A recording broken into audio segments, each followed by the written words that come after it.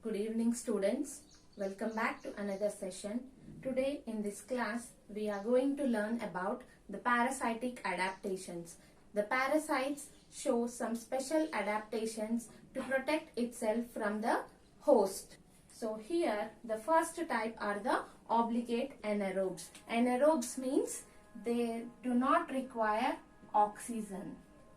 So they do not require any oxygen. So obligate, if there is any oxygen present, this type of organisms, they cannot survive.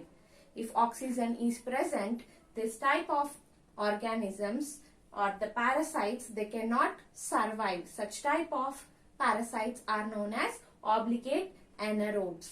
So example of obligate anaerobes are Entamoeba histolytica and Taenia solium. Parasites show many adaptations.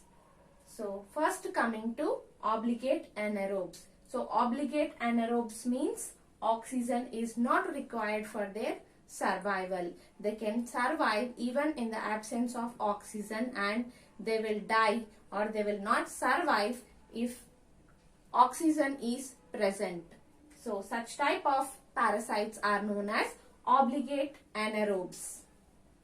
So here example for this obligate anaerobes are Entamoeba histolytica and Taenia solium. The next type of adaptation which is shown by the parasites are facultative anaerobes. So example is Ascaris lumbricoides. So facultative anaerobes means they can adjust to either environments. They can survive as aerobes if oxygen is present, and they also can survive as anaerobes if there is no oxygen present. So they can adjust to the environment.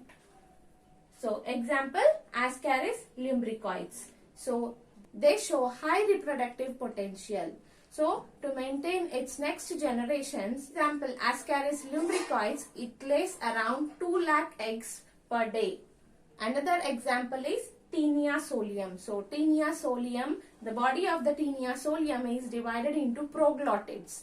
So Taenia solium has around 700 to 900 proglottids, and each proglottid, that is called as a reproductive unit, and it bears around 35,000 eggs. So next, endoparasites. So endoparasites show complex life cycle to resist the internal environment of the host. So for an example of the complex life cycle parasite is Fasciola hepatica. So this Fasciola hepatica, it has 2 intermediate hosts. So intermediate host means the asexual part of reproduction occurs in the intermediate host. We are also calling them as secondary host. So the life cycle of them is very complex to resist the internal environment of the host.